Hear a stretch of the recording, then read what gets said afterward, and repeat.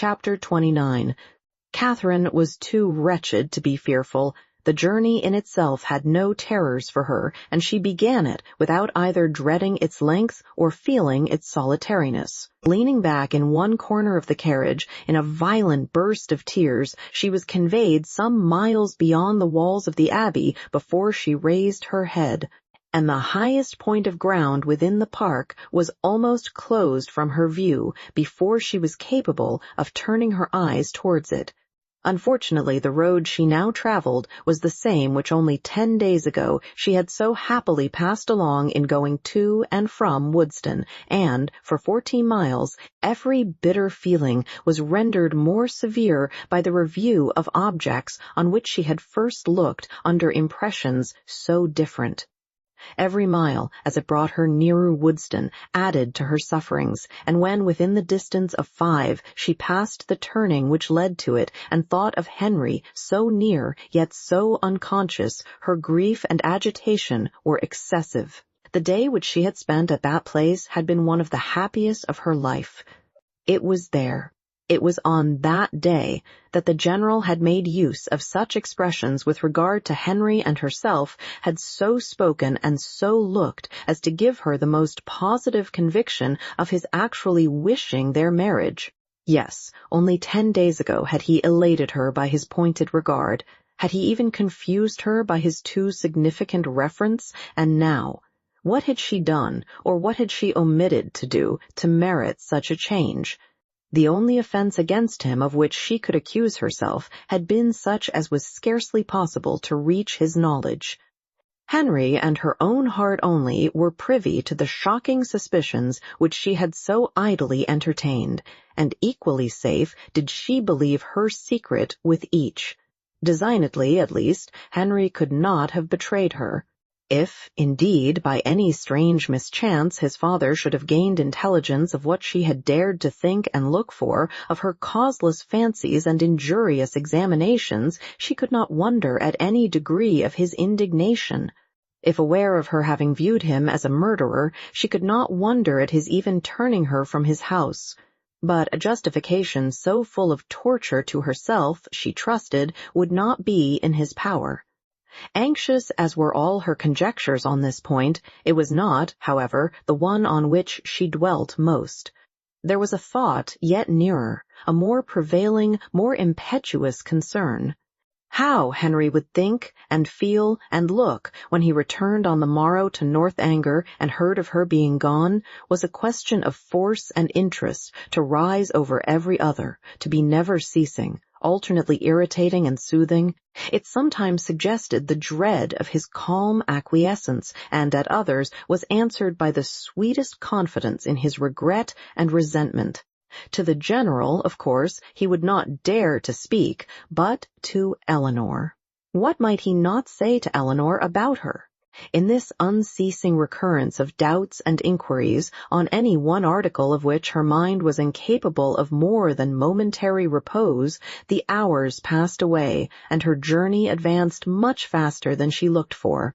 The pressing anxieties of thought, which prevented her from noticing anything before her, when once beyond the neighborhood of Woodston, saved her at the same time from watching her progress, and though no object on the road could engage a moment's attention, she found no stage of it tedious.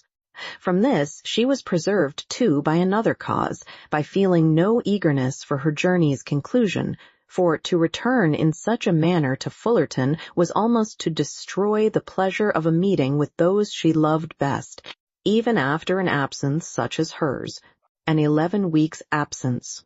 What had she to say that would not humble herself and pain her family, that would not increase her own grief by the confession of it, extend an useless resentment, and perhaps involve the innocent with the guilty in undistinguishing ill will?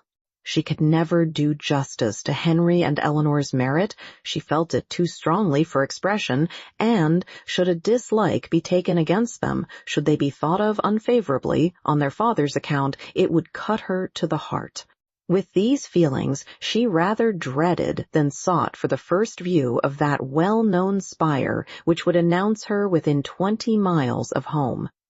Salisbury she had known to be her point on leaving Northanger, but after the first stage she had been indebted to the postmasters for the names of the places which were then to conduct her to it. So great had been her ignorance of her route. She met with nothing, however, to distress or frighten her. Her youth, civil manners, and liberal pay procured her all the attention that a traveler like herself could require, and stopping only to change horses, she traveled on for about 11 hours without accident or alarm, and between 6 and 7 o'clock in the evening found herself entering Fullerton. A heroine returning, at the close of her career, to her native village in all the triumph of recovered reputation and all the dignity of a countess, with a long train of noble relations in their several phaetons, and 3 waiting-maids in a travelling chaise and 4 behind her, is an event on which the pen of the controver may well delight to dwell. It gives credit to every conclusion, and the author must share in the glory she so liberally bestows. But my affair is widely different. I bring back my heroine to her home in solitude and disgrace, and no sweet elation of spirits can lead me into minuteness. A heroine in a hack-post chaise is such a blow upon sentiment as no attempt at grandeur or pathos can withstand. Swiftly, therefore, shall her postboy drive through the village amid the gaze of Sunday groups, and speedy shall be her descent from it. But, whatever might be the distress of Catherine's mind, as she thus advanced towards the parsonage, and whatever the humiliation of her biographer in relating it, she was preparing enjoyment of no everyday nature for those to whom she went, first, in the appearance of her carriage, and secondly, in herself. The chaise of a traveler being a rare sight in Fullerton, the whole family were immediately at the window, and to have it stop at the sweep gate was a pleasure to brighten every eye and occupy every fancy. A pleasure quite unlooked for by all but the 2 youngest children, a boy and girl of 6 and 4 years old, who expected a brother or sister in every carriage. Happy the glance that first distinguished Catherine. Happy the voice that proclaimed the discovery. But whether such happiness were the lawful property of George or Harriet could never be exactly understood. Her father, mother, Sarah, George, and Harriet, all assembled at the door to welcome her with affectionate eagerness, was a sight to awaken the best feelings of Catherine's heart, and in the embrace of each, as she stepped from the carriage, she found herself soothed beyond anything that she had believed possible. So surrounded, so caressed, she was even happy. In the joyfulness of family love everything for a short time was subdued, and the pleasure of seeing her, leaving them at first little leisure for calm curiosity, they were all seated round the tea-table, which Mrs. Morland had hurried for the comfort of the poor traveler, whose pale and jaded looks soon caught her notice, before any inquiry so direct as to demand a positive answer was addressed to her. Reluctantly, and with much hesitation, did she then begin what might perhaps, at the end of half an hour, be termed by the courtesy of her hearers an explanation, but scarcely, within that time, could they at all discover the cause, or collect the particulars of her sudden return.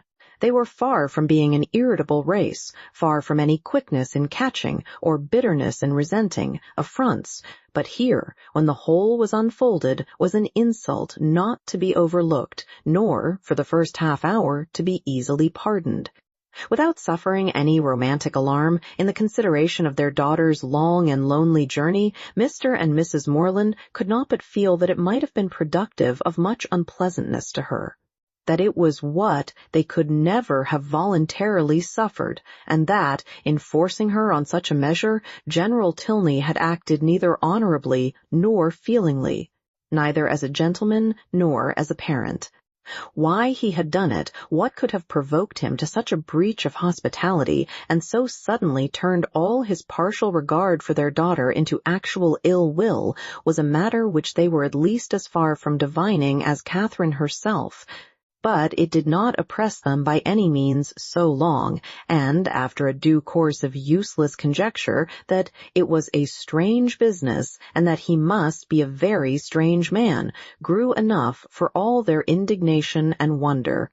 Though Sarah indeed still indulged in the sweets of incomprehensibility, exclaiming and conjecturing with youthful ardor, "My dear, you give yourself a great deal of needless trouble," said her mother at last. "Depend upon it, it is something not at all worth understanding. "I can allow for his wishing Catherine away when he recollected this engagement," said Sarah, "but why not do it civilly?" "I am sorry for the young people," returned Mrs. Morland. "They must have a sad time of it, but as for anything else, it is no matter now. Catherine is safe at home, and our comfort does not depend upon General Tilney." Catherine sighed. "Well," continued her philosophic mother, "I am glad I did not know of your journey at the time, but now it is all over. Perhaps there is no great harm done. It is always good for young people to be put upon exerting themselves, and you know, my dear Catherine, you always were a sad little scatter-brained creature, but now you must have been forced to have your wits about you, with so much changing of chaises and so forth, and I hope it will appear that you have not left anything behind you in any of the pockets." Catherine hoped so too, and tried to feel an interest in her own amendment, but her spirits were quite worn down, and, to be silent and alone becoming soon her only wish, she readily agreed to her mother's next counsel of going early to bed. Her parents, seeing nothing in her ill looks and agitation but the natural consequence of mortified feelings, and of the unusual exertion and fatigue of such a journey, parted from her without any doubt of their being soon slept away, and though, when they all met the next morning, her recovery was not equal to their hopes, they were still perfectly unsuspicious of there being any deeper evil. They never once thought of her heart, which, for the parents of a young lady of 17, just returned from her first excursion from home, was odd enough. As soon as breakfast was over, she sat down to fulfill her promise to Miss Tilney, whose trust in the effect of time and distance on her friend's disposition was already justified. For already did Catherine reproach herself with having parted from Eleanor coldly, with having never enough valued her merits or kindness, and never enough commiserated her for what she had been yesterday left to endure. The strength of these feelings, however, was far from assisting her pen, and never had it been harder for her to write than in addressing Eleanor Tilney. To compose a letter which might at once do justice to her sentiments and her situation, convey gratitude without servile regret, be guarded without coldness, and honest without resentment, a letter which Eleanor might not be pained by the perusal of, and, above all, which she might not blush herself if Henry should chance to see, was an undertaking to frighten away all her powers of performance, and, after long thought and much perplexity, to be very brief was all that she could determine on with any confidence of safety. The money, therefore, which Eleanor had advanced was enclosed with little more than grateful thanks, and the 1,000 good wishes of a most affectionate heart. "This has been a strange acquaintance," observed Mrs. Morland as the letter was finished, soon made and soon ended. "I am sorry it happened so, for Mrs. Allen thought them very pretty kind of young people, and you were sadly out of luck, too, in your Isabella. Ah, poor James! Well, we must live and learn, and the next new friends you make, I hope, will be better worth keeping." Catherine colored as she warmly answered, "No friend can be better worth keeping than Eleanor." "If so, my dear, I dare say you will meet again some time or other. Do not be uneasy. It is 10 to 1, but you are thrown together again in the course of a few years, and then what a pleasure it will be." Mrs. Morland was not happy in her attempt at consolation. The hope of meeting again in the course of a few years could only put into Catherine's head what might happen within that time to make a meeting dreadful to her. She could never forget Henry Tilney, or think of him with less tenderness than she did at that moment, but he might forget her, and in that case, to meet.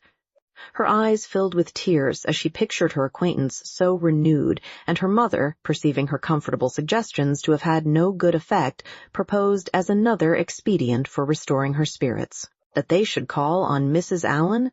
The two houses were only a quarter of a mile apart, and as they walked, Mrs. Morland quickly dispatched all that she felt on the score of James's disappointment. "We are sorry for him," said she, "but otherwise there is no harm done in the match going off, for it could not be a desirable thing to have him engaged to a girl whom we had not the smallest acquaintance with, and who was so entirely without fortune, and now, after such behavior, we cannot think at all well of her. Just at present it comes hard to poor James, but that will not last forever, and I dare say he will be a discreeter man all his life for the foolishness of his first choice." This was just such a summary view of the affair as Catherine could listen to. Another sentence might have endangered her complacence and made her reply less rational, for soon were all her thinking powers swallowed up in the reflection of her own change of feelings and spirits since last she had trodden that well-known road. It was not 3 months ago since, wild with joyful expectation, she had there run backwards and forwards some 10 times a day, with an heart light, gay and independent, looking forward to pleasures untasted and unalloyed, and free from the apprehension of evil as from the knowledge of it. 3 months ago had seen her all this, and now how altered a being did she return. She was received by the Allens with all the kindness which her unlooked-for appearance, acting on a steady affection, would naturally call forth, and great was their surprise and warm their displeasure on hearing how she had been treated. Though Mrs. Morland's account of it was no inflated representation, no studied appeal to their passions. "Catherine took us quite by surprise yesterday evening," said she. "She traveled all the way post by herself, and knew nothing of coming till Saturday night, for General Tilney, from some odd fancy or other, all of a sudden grew tired of having her there, and almost turned her out of the house. Very unfriendly, certainly, and he must be a very odd man, but we are so glad to have her amongst us again, and it is a great comfort to find that she is not a poor helpless creature, but can shift very well for herself." Mr. Allen expressed himself on the occasion with the reasonable resentment of a sensible friend, and Mrs. Allen thought his expressions quite good enough to be immediately made use of again by herself. His wonder, his conjectures, and his explanations became in succession hers, with the addition of this single remark: "I really have not patience with the General," to fill up every accidental pause, and "I really have not patience with the General" was uttered twice after Mr. Allen left the room, without any relaxation of anger or any material digression of thought. A more considerable degree of wandering attended the third repetition, and, after completing the fourth, she immediately added, "Only think, my dear, of my having got that frightful great rent in my best Mechlin so charmingly mended. Before I left Bath, that one can hardly see where it was. I must show it you some day or other. Bath is a nice place, Catherine, after all. I assure you I did not above half like coming away. Mrs. Thorpe's being there was such a comfort to us, was not it? You know, you and I were quite forlorn at first." "Yes, but that did not last long," said Catherine, her eyes brightening at the recollection of what had first given spirit to her existence there. "Very true. We soon met with Mrs. Thorpe, and then we wanted for nothing. My dear, do not you think these silk gloves wear very well? I put them on new the first time of our going to the lower rooms, you know, and I have worn them a great deal since. Do you remember that evening?" "Do I? Oh, perfectly. It was very agreeable, was not it? Mr. Tilney drank tea with us, and I always thought him a great addition. He is so very agreeable. I have a notion you danced with him, but am not quite sure. I remember I had my favorite gown on." Catherine could not answer, and, after a short trial of other subjects, Mrs. Allen again returned to, "I really have not patience with the General, such an agreeable, worthy man as he seemed to be. I do not suppose, Mrs. Morland, you ever saw a better-bred man in your life. His lodgings were taken the very day after he left them, Catherine, but no wonder, Milsom Street, you know." As they walked home again, Mrs. Morland endeavored to impress on her daughter's mind the happiness of having such steady well-wishers as Mr. and Mrs. Allen, and the very little consideration which the neglect or unkindness of slight acquaintance like the Tilneys ought to have with her, while she could preserve the good opinion and affection of her earliest friends. There was a great deal of good sense in all this, but there are some situations of the human mind in which good sense has very little power, and Catherine's feelings contradicted almost every position her mother advanced. It was upon the behavior of these very slight acquaintance that all her present happiness depended, and while Mrs. Morland was successfully confirming her own opinions by the justness of her own representations, Catherine was silently reflecting that now Henry must have arrived at Northanger, now he must have heard of her departure, and now, perhaps, they were all setting off for Hereford. Chapter 30. Catherine's disposition was not naturally sedentary, nor had her habits been ever very industrious, but whatever might hitherto have been her defects of that sort, her mother could not but perceive them now to be greatly increased.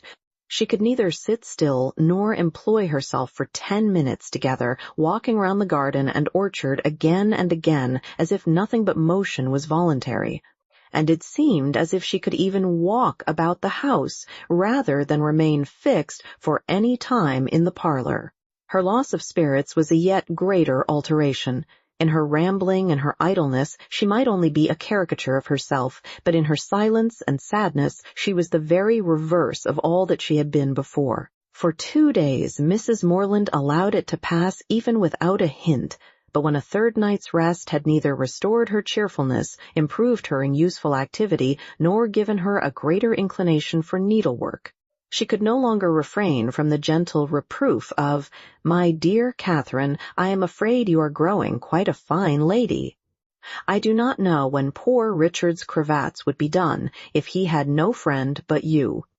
Your head runs too much upon Bath, but there is a time for everything, a time for balls and plays, and a time for work. You have had a long run of amusement, and now you must try to be useful." Catherine took up her work directly, saying in a dejected voice that her head did not run upon Bath much. "Then you are fretting about General Tilney, and that is very simple of you, for 10 to 1 whether you ever see him again. You should never fret about trifles." After a short silence, "I hope, my Catherine, you are not getting out of humor with home because it is not so grand as Northanger. That would be turning your visit into an evil indeed.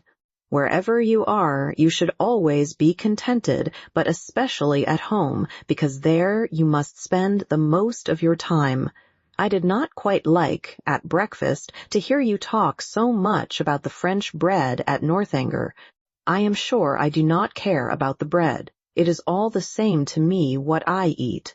There is a very clever essay in one of the books upstairs upon much such a subject, about young girls that have been spoiled for home by great acquaintance.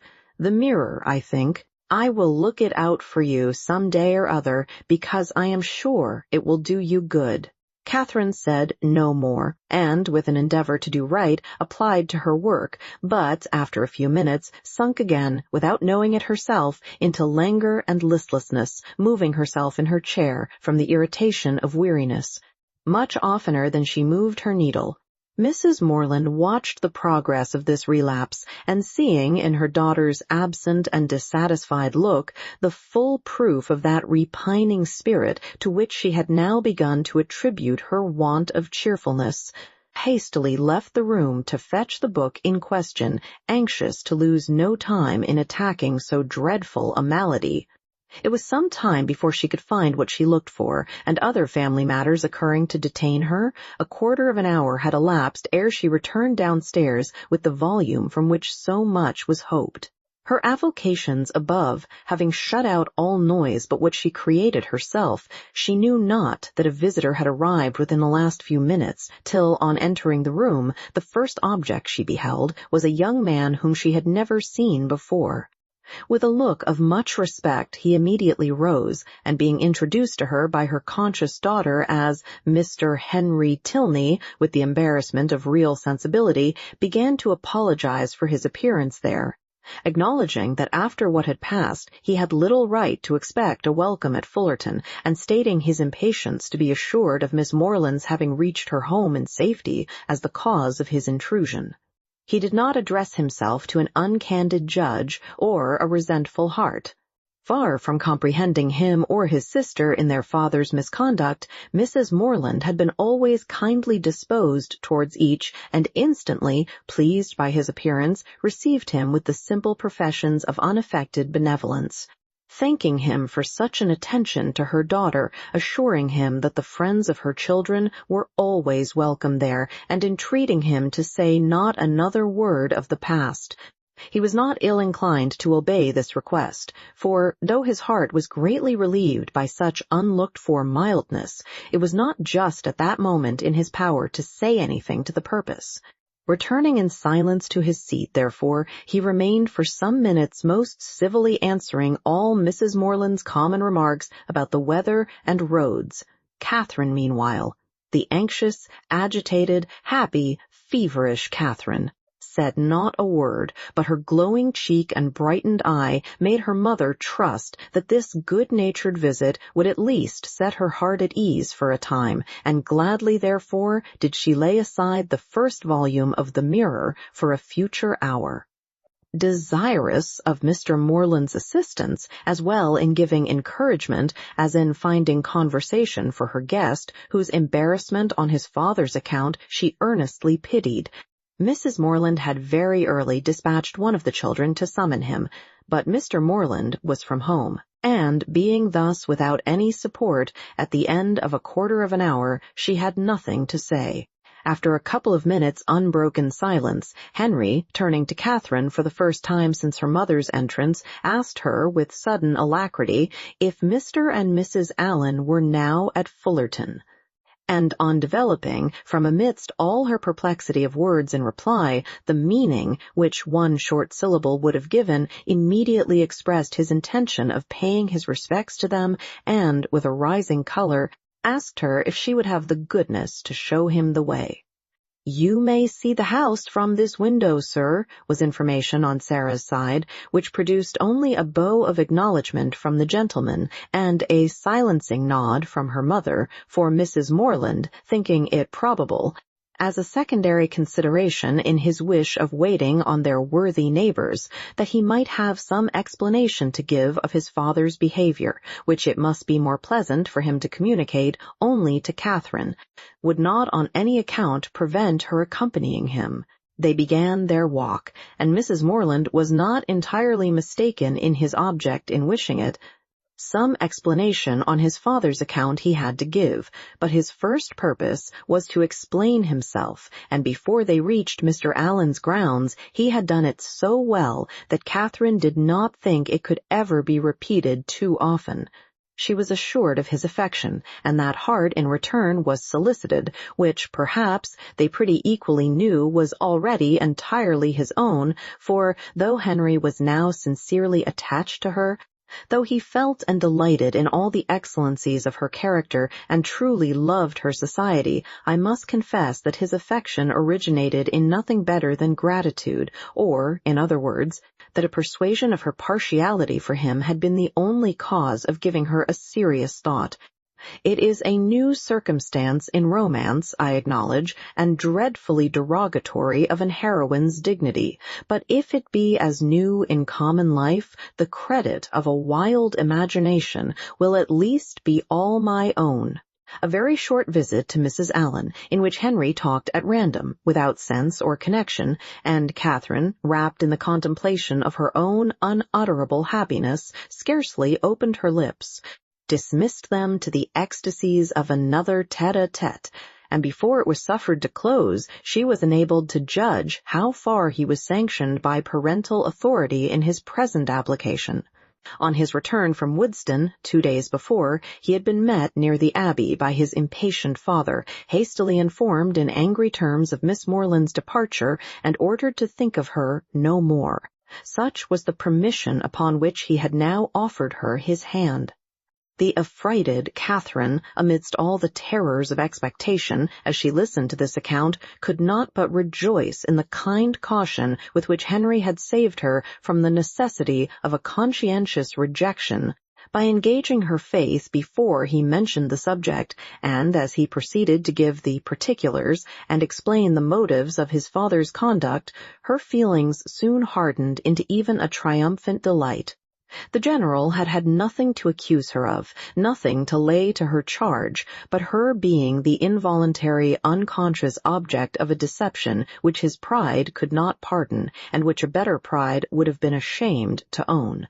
She was guilty only of being less rich than he had supposed her to be.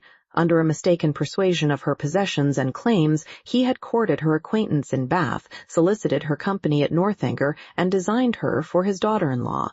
On discovering his error, to turn her from the house seemed the best, though to his feelings an inadequate proof of his resentment towards herself and his contempt of her family. John Thorpe had first misled him.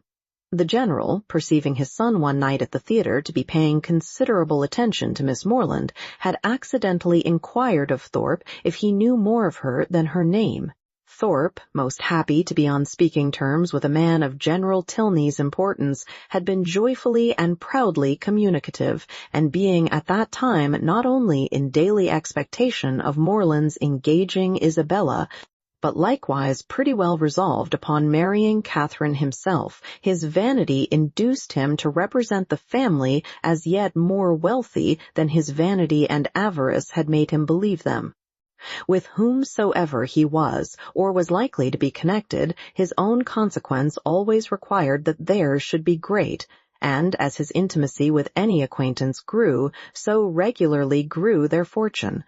The expectations of his friend Morland, therefore, from the first overrated, had ever since his introduction to Isabella been gradually increasing, and by merely adding twice as much for the grandeur of the moment, by doubling what he chose to think, the amount of Mr. Morland's preferment, trebling his private fortune, bestowing a rich aunt, and sinking half the children, he was able to represent the whole family to the general in a most respectable light. For Catherine, however, the peculiar object of the general's curiosity and his own speculations, he had yet something more in reserve, and the 10,000 or 15,000 pounds which her father could give her would be a pretty addition to Mr. Allen's estate. Her intimacy there had made him seriously determine on her being handsomely legacied hereafter, and to speak of her therefore as the almost acknowledged future heiress of Fullerton naturally followed. Upon such intelligence the general had proceeded, for never had it occurred to him to doubt its authority. Thorpe's interest in the family, by his sister's approaching connection with one of its members, and his own views on another, circumstances of which he boasted with almost equal openness, seemed sufficient vouchers for his truth. And to these were added the absolute facts of the Allens being wealthy and childless, of Miss Morland's being under their care, and, as soon as his acquaintance allowed him to judge, of their treating her with parental kindness. His resolution was soon formed. Already had he discerned a liking towards Miss Morland in the countenance of his son, and thankful for Mr. Thorpe's communication, he almost instantly determined to spare no pains in weakening his boasted interest and ruining his dearest hopes. Catherine herself could not be more ignorant at the time of all this than his own children. Henry and Eleanor, perceiving nothing in her situation likely to engage their father's particular respect, had seen with astonishment the suddenness, continuance, and extent of his attention, and though latterly, from some hints which had accompanied an almost positive command to his son of doing everything in his power to attach her, Henry was convinced of his father's believing it to be an advantageous connection. It was not till the late explanation at Northanger that they had the smallest idea of the false calculations which had hurried him on. That they were false, the general had learnt from the very person who had suggested them, from Thorpe himself, whom he had chanced to meet again in town, and who, under the influence of exactly opposite feelings, irritated by Catherine's refusal, and yet more by the failure of a very recent endeavor to accomplish a reconciliation between Morland and Isabella, convinced that they were separated forever, and spurning a friendship which could be no longer serviceable, hastened to contradict all that he had said before to the advantage of the Morlands. Confessed himself to have been totally mistaken in his opinion of their circumstances and character, misled by the rhodomontade of his friend to believe his father a man of substance and credit, whereas the transactions of the 2 or 3 last weeks proved him to be neither, for after coming eagerly forward on the first overture of a marriage between the families with the most liberal proposals, he had, on being brought to the point by the shrewdness of the relator, been constrained to acknowledge himself incapable of giving the young people even a decent support. They were, in fact, a necessitous family, numerous, too, almost beyond example, by no means respected in their own neighborhood, as he had lately had particular opportunities of discovering, aiming at a style of life which their fortune could not warrant, seeking to better themselves by wealthy connections, a forward, bragging, scheming race. The terrified general pronounced the name of Allen with an inquiring look, and here, too, Thorpe had learnt his error. The Allens, he believed, had lived near them too long, and he knew the young man on whom the Fullerton estate must devolve. The general needed no more. Enraged with almost everybody in the world but himself, he set out the next day for the Abbey, where his performances have been seen. I leave it to my reader's sagacity to determine how much of all this it was possible for Henry to communicate at this time to Catherine, how much of it he could have learnt from his father, in what points his own conjectures might assist him, and what portion must yet remain to be told in a letter from James. I have united for their ease what they must divide for mine. Catherine, at any rate, heard enough to feel that in suspecting General Tilney of either murdering or shutting up his wife, she had scarcely sinned against his character or magnified his cruelty. Henry, in having such things to relate of his father, was almost as pitiable as in their first avowal to himself. He blushed for the narrow-minded counsel which he was obliged to expose.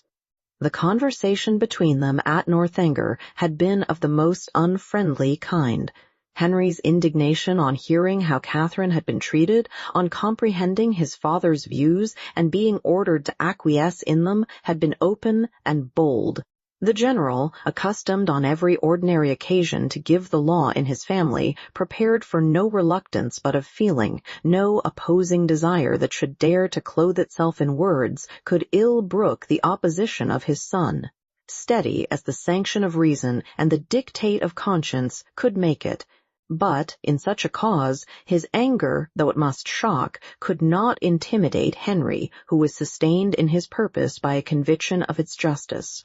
He felt himself bound as much in honor as in affection to Miss Morland, and believing that heart to be his own, which he had been directed to gain, no unworthy retraction of a tacit consent, no reversing decree of unjustifiable anger, could shake his fidelity, or influence the resolutions it prompted.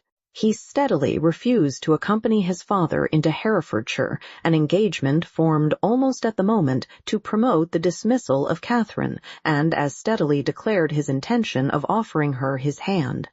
The general was furious in his anger, and they parted in dreadful disagreement.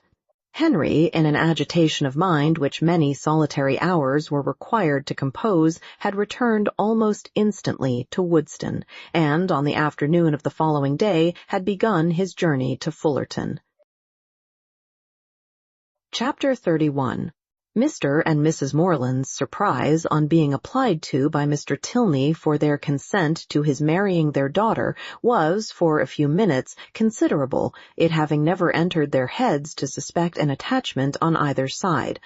But as nothing, after all, could be more natural than Catherine's being beloved, they soon learnt to consider it with only the happy agitation of gratified pride, and, as far as they alone were concerned, had not a single objection to start. His pleasing manners and good sense were self-evident recommendations, and having never heard evil of him, it was not their way to suppose any evil could be told. Goodwill supplying the place of experience, his character needed no attestation. Catherine would make a sad, heedless young housekeeper, to be sure, was her mother's foreboding remark, but quick was the consolation of there being nothing like practice. There was but one obstacle, in short, to be mentioned, but till that one was removed, it must be impossible for them to sanction the engagement. Their tempers were mild, but their principles were steady, and while his parents so expressly forbade the connection, they could not allow themselves to encourage it.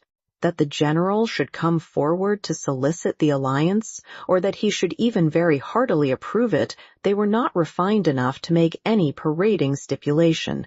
But the decent appearance of consent must be yielded, and that once obtained, and their own hearts made them trust that it could not be very long denied, their willing approbation was instantly to follow.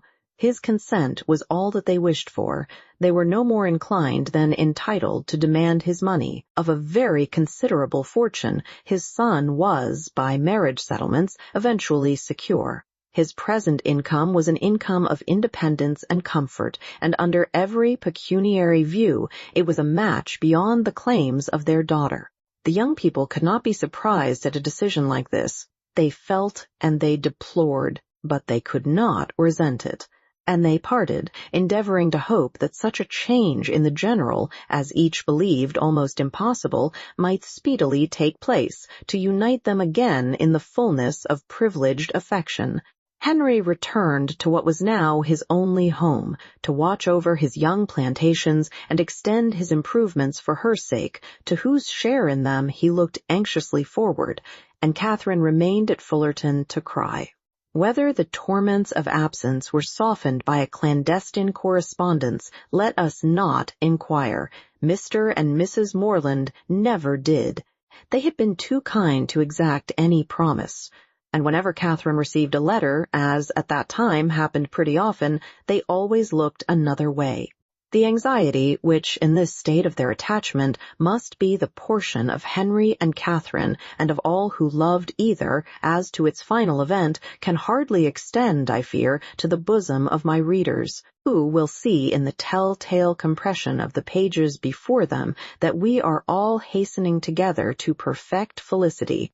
The means by which their early marriage was effected can be the only doubt. What probable circumstance could work upon a temper like the general's? The circumstance which chiefly availed was the marriage of his daughter with a man of fortune and consequence, which took place in the course of the summer. An accession of dignity that threw him into a fit of good humor, from which he did not recover till after Eleanor had obtained his forgiveness of Henry and his permission for him to be a fool if he liked it.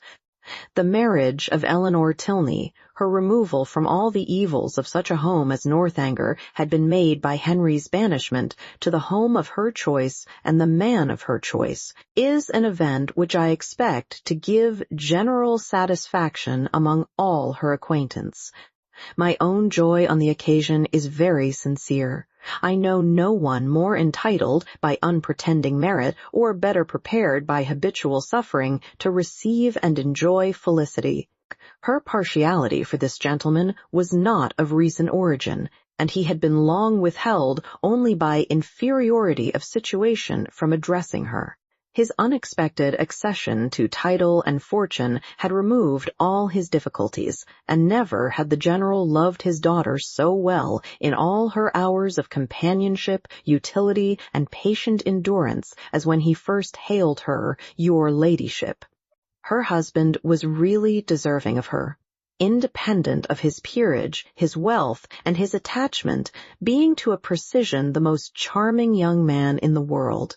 Any further definition of his merits must be unnecessary. The most charming young man in the world is instantly before the imagination of us all.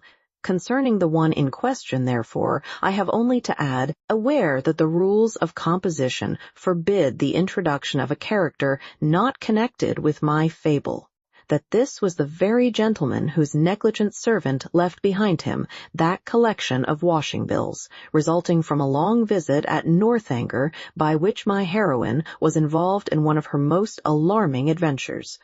The influence of the Viscount and Viscountess in their brother's behalf was assisted by that right understanding of Mr. Morland's circumstances, which, as soon as the General would allow himself to be informed, they were qualified to give.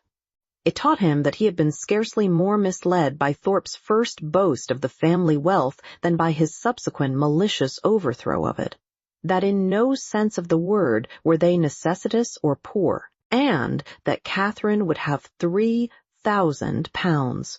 This was so material an amendment of his late expectations that it greatly contributed to smooth the descent of his pride, and by no means without its effect was the private intelligence, which he was at some pains to procure, that the Fullerton estate, being entirely at the disposal of its present proprietor, was consequently open to every greedy speculation.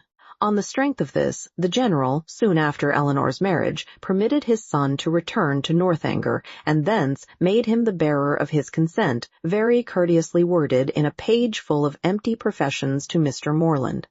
The event which it authorized soon followed. Henry and Catherine were married, the bells rang, and everybody smiled, and as this took place within a 12-month from the first day of their meeting, it will not appear, after all the dreadful delays occasioned by the General's cruelty, that they were essentially hurt by it.